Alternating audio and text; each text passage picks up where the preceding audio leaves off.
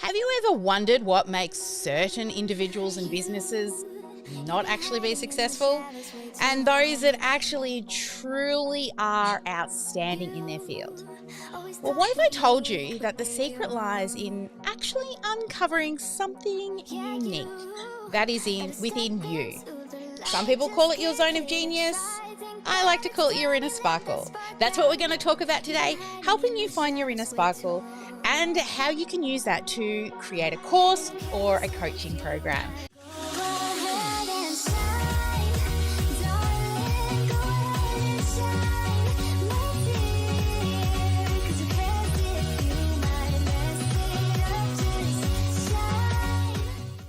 So today I want to share with you what I like to call your inner sparkle, or other people might call it their zone of genius.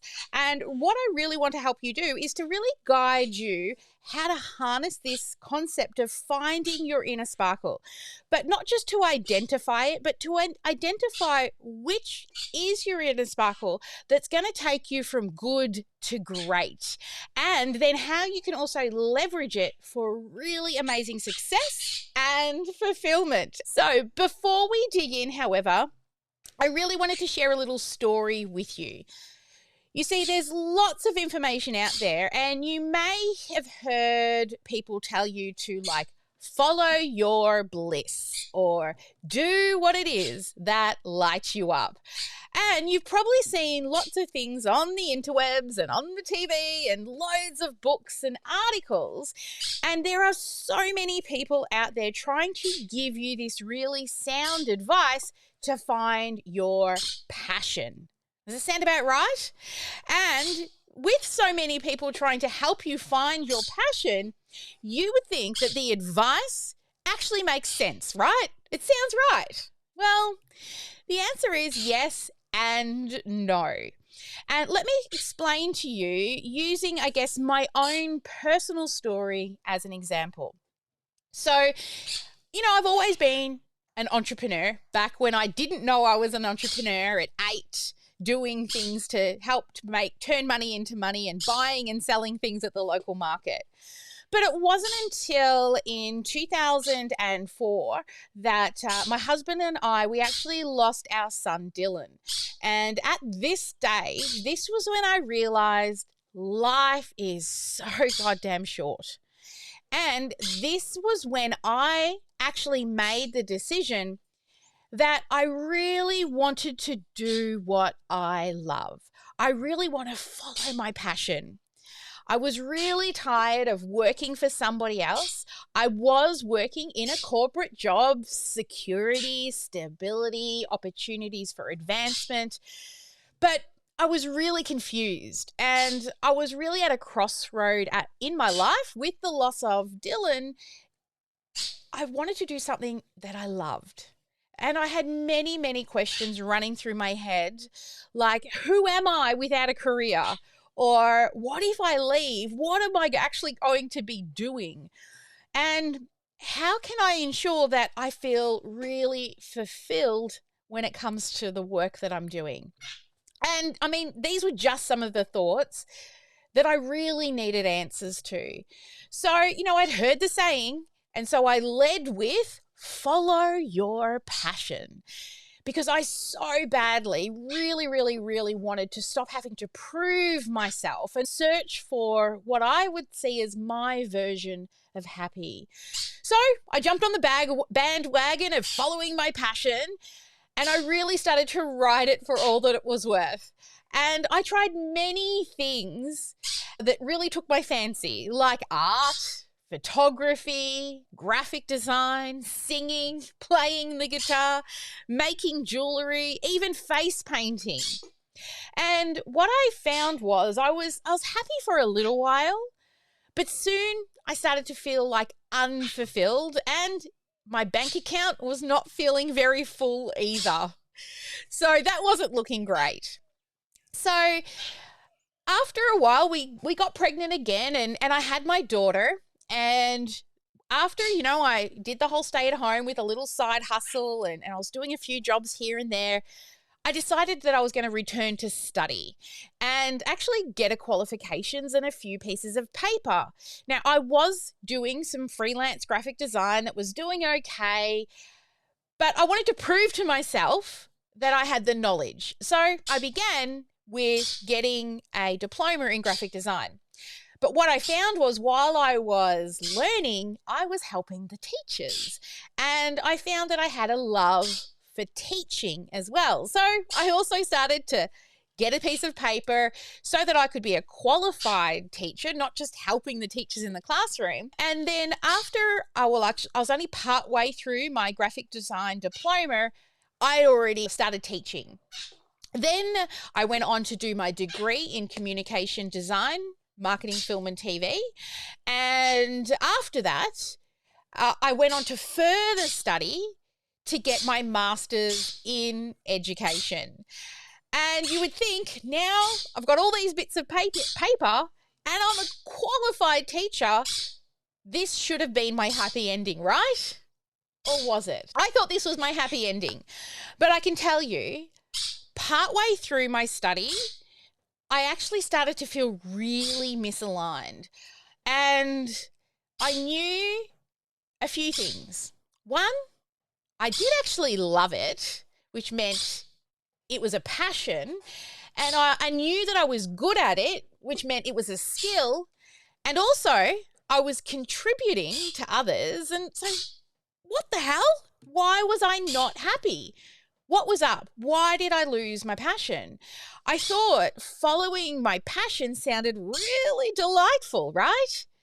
And then after reading a book, it was called Good to Great by Jim Collins, that's when I realized that in order for this to actually work in the real world where I'm making money, also loving what I'm doing, not working in a corporate job, I didn't just have to find my passion. That was not it. He actually referred to people who find their passion, but they're also finding fulfillment along the way.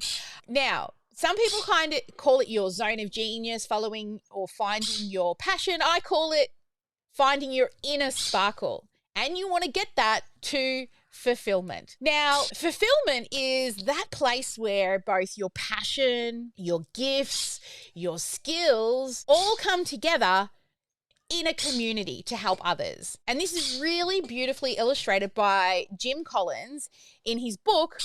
And, you know, he wrote this book for sort of the corporate world in that kind of context. But nonetheless, I still believe that it's really relevant to coaches, consultants, course creators, and the like. Now, his model is called the hedgehog model. And what it does is it shows us three main areas that you really need to have in place to ensure that you truly are great at something. And this is the essence of actually getting fulfillment. And it goes way beyond passion. And because passion really isn't enough in order to not only, live a life where you're happy, but also an abundant life as well. So let me head on over to a graphic that I can share with you now. Now, if you're listening to this out on the live stream, this is available for you over on YouTube so that you can come and see the graphic, and I'll try and explain it for you. But what it means, it begins with 3 circles. So picture 3 circles overlapping in the center. Okay, so in what it will show you is all 3 of these areas need to come together to truly find your inner sparkle. So let me show you here on this little graphic. So to me, here is your inner sparkle. Okay, this section in the middle is where your inner sparkle lies, where you can be living your best life, but also an abundant best life. Okay, so up in the first section up the top here, this is what's called your passion or your purpose in the first circle. Now, your passion and purpose, these are things that you are deeply passionate about. Okay, so you you feel really, really drawn to do. You feel like it's a purpose in life and a passion. Now, the next one is skills and also skills and gifts. Now, what skills and gifts are, these are things that you can do, but also you could potentially be one of the best at it in the world, okay? Because it's a gift and a skill. And the third thing, and this is where most people, they don't think beyond, the passion, it's community.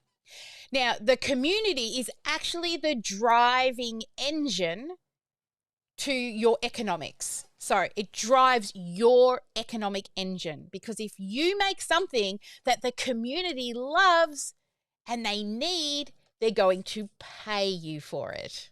All right. So as you can see in this graphic, to find this inner sparkle here in the center, it's actually a portion of both your passion, purpose, skills, gift, and community. So it's plain to see the passion alone is not enough.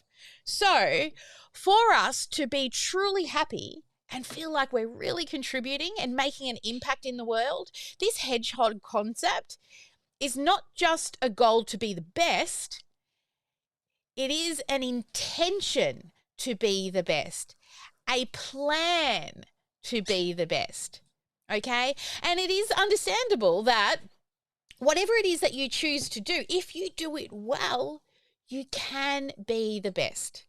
And this is the distinction that is really, really crucial for you to understand, is that you need all of these three things to make your course or your coaching program actually financially amazing, right?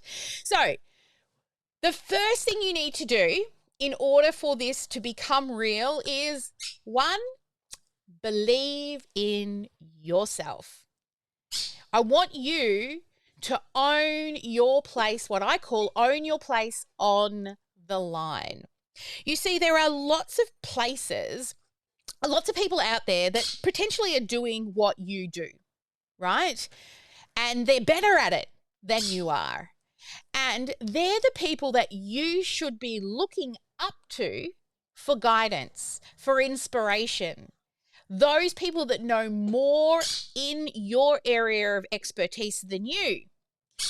But those people aren't actually going to be the ones that buy from you. It's the other people on the other side of the line who want to be where you are at. So there are always going to be people that are going to be looking up to you, and they're the ones who you're going to want to help. Now, my story showed you how, following simply a love of face painting or art or photography or singing is not the solution. Because eventually you will be unsatisfied and unhappy if you are not making money as well to support yourself.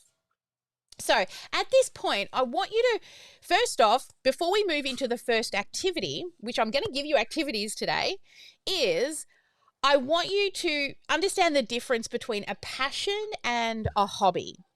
Now, a passion is really that strong energy that you have to really drive you. It's a conviction. It's really a compelling belief or a view that you have behind it. So, for example, the first thing that I got really good at that was actually very profitable was design, because design became my focus. And I truly, deeply believe that the world is beautiful because of designers. Now, take a look around you. Everything you see, a designer has had a bit of a part in it. People, whether it's physical products or graphics, design and everything we create actually all stems from designing. So I know this to be true. And this is actually representative in my worldview. And it also taps into my values that I hold. And this is a huge reason why I started to follow art, photography, music, as I mentioned, because these are lots of things that I was trying on for size, right? I was trying them on saying, hey, is this my true passion forever? But what I found was a lot of them were just interests and hobbies. And if I was doing them all the time, I wasn't that happy.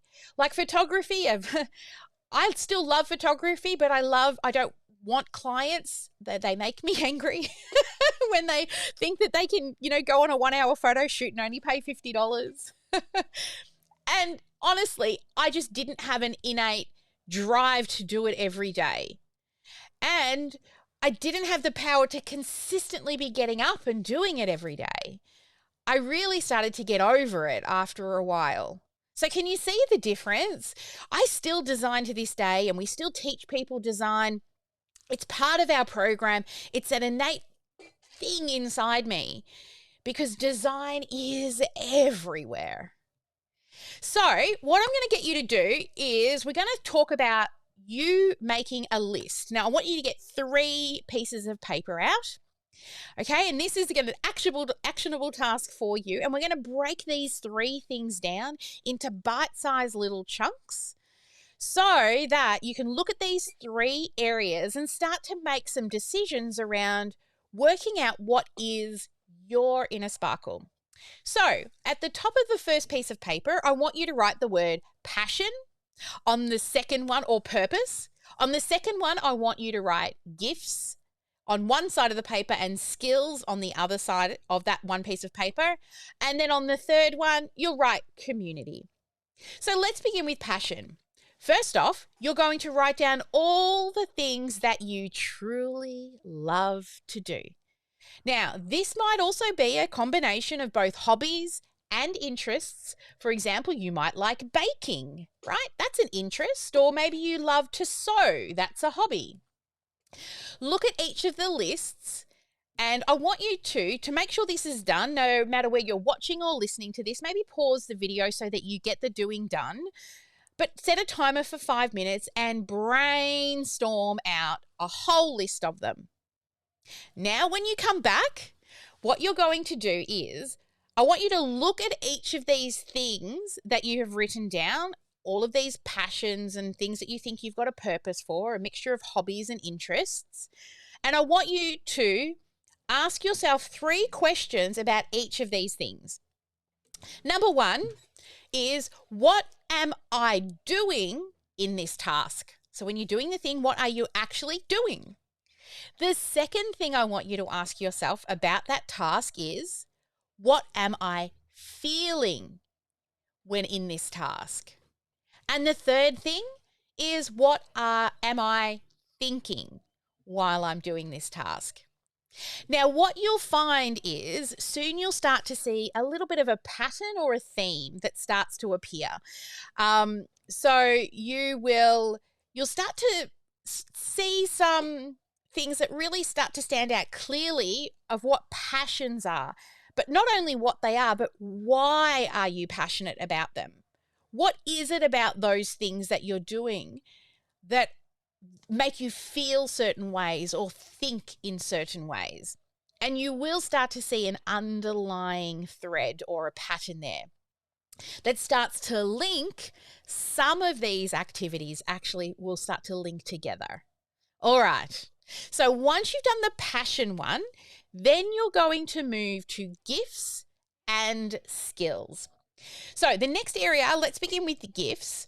Now, gifts are different to skills. So let's define the differences first. A skill is those things that you've actually studied for. Okay, so you've trained for them. Maybe you have a diploma or a piece of paper or a certification, something that you've learnt how to do and refined over time as well. Now, gifts are different because, on the other hand, these are usually skills that you're born with, things that come really easily to you, naturally. Now, sometimes with a gift, you don't actually see them because they're actually innately within you. So some examples for instance of a skill that I've got is automation, right? I've learned how to do automation. I've learned how to design. I've qualified to teach people. I've learned how to do sales and marketing. Now, in regards to gifts, I believe that a gift I have is being able to take complicated information and simplify it, because I see really complicated things in pictures. And that's why automation ended up becoming a skill, I believe. And designing as well. As a graphic designer in, say, the marketing niche, we do take a lot of complicated information and we simplify it. So, you know, that's a skill that I have, seeing the world and complicated information in pictures. Another one was, and this one I didn't actually know that I had. I was at a conference one day and we were all talking about doing sales calls. And I didn't understand why people were always so scared to do sales calls. I love learning about people, and I did go out and get education on how to sell, because, you're not born with that skill. But it came very easy to me. It was like, follow the system, lead with curiosity, and, don't be scared to ask either. And to me, that was really easy. And the more I was talking about, how well I was doing with the business and how many new clients we had, and then I was starting to share some of the strategies I use, somebody said to me, you know what? I don't think design and automation is just you. I think one of and they use the word zones of genius, so that hidden gift is sales, and you don't even know it. And I'm like, oh, yeah, actually, I don't find it hard. I don't get scared. It was definitely a skill I had to learn, but I was very good at it very easily because I just love helping people. So as you can see, that was a gift I didn't even know about and was pointed out to me at a conference one day. And then I'm like, okay, well, maybe I should help people with that. Other gifts that I've got is mentoring. And it's because I love coming up with new and innovative ways of thinking, or I love seeing patterns in things and numbers, right? And sexy numbers, and also connecting people. So these are skills that I've always had. I guess a lot of people, they come to me and they ask me for help. I am that person when somebody's low, they'll ring Sally for advice. All right. So the first set of learned things I want you to write a list of. And then secondly, underneath skills, I want you to write a list of gifts. So things that are naturally inside of you. Now, when you list out both the skills on one side of the paper and then brainstorm out your gifts, I'd also want you to please don't overcomplicate things. Anything you have learned or you're learning, just write it down. Then on the other side, write down gifts. And if you're having trouble, especially with the gift side, here's a few tips to help you with that. So the first thing to think of is, what do people often thank you for? Okay, that could be a gift that you didn't even realize. Or another thing is, what's something that you tend to always add into a situation when you're in it? What's some advice that you tend to be always really good at giving people and helping them with? And the third thing, why don't you just go and ask some friends or some clients about what they think is your inner sparkle? What makes you, you? Okay, and then that will hopefully help you fill out this list. Now, the third one, of course, is the community. This is the last area where you have to start to think about, how will you make a contribution and a connection?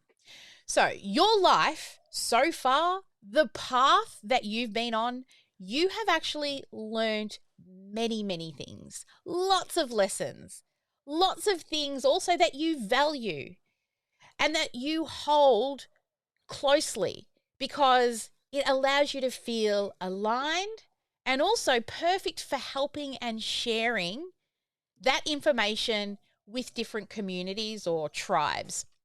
Okay, so this does not have to be business related. However, most of the time it is. So take a client of mine, right, who was really confused around what it was that she could give back to the community. She was always helping handmade artists, okay, but she didn't know how. And she was running markets or large vendor events. And she came to me feeling really confused around where and how should she be helping people. She knew she wanted to teach people something, to have something online.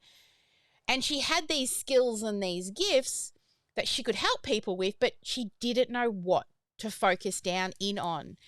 And for her, it felt really impossible for her to know where to begin. But by helping her see what she was really passionate about, and she loves hand making things, and she was always really good at that. And then she started running these vendor events and found that she was very, very good at organizing large amounts of people in a large space to run very successful events, that she ended up running the largest Etsy market in Tasmania. But when she started with me, she didn't see that correlation. And then she realized that her unique Inner Sparkle, that thing that she got more clarity around, was she wanted to help people, but then she also could teach people how to be a really good vendor as well. So then she ended up teaching for Etsy, helping handmade artists to do really well on Etsy stores. She helped handmade artists understand how to set their tables up for success at vendor events. And she was teaching handmade artists how to really get their products and services out there. Then she started to feel really, really aligned with her work. She would even send me messages. She would see different stadiums and, fields of grass, and she would think, oh, I could run a market there. So not only was she planning and doing markets, but she was also helping and teaching the vendors how to actually have a really great stall. So, figuring out how you can help your community in a way sometimes can also be a little tricky. So here's a couple of other tips for you to think about. Think about your life and the path you've been on. Think about things that you've overcome, milestones that you've been through in life, or blessings that you've had, triumphs that you've had, challenges, and even losses that you've had. Now, I don't want you to write pages and pages on this. Just a little summary will do. But I want you to look at each one of these things that you've written down, and I want you to ask yourself, what did this thing teach me about myself and the world? And the second question, what would best benefit what would best benefit people by learning the lessons or the gifts and the passions that I've learned? And this is what will help you find your tribe. Okay, those people who actually want to learn from you. Now, when you found your tribe, you can see now we've got the tribe, right? Your community that wants help. You've worked out what your passions and gifts are and your skills. And now following just a passion blindly is actually really dangerous advice, because what can happen is you can end up wandering aimlessly, really confused, and not actually knowing which way you want to go. So rather than just writing down a list of passions, I want you to also now consider those gifts, those skills, and the community that you can hone in on to really serve and help them with your inner sparkle, so that you can start really living a life that is fulfilling.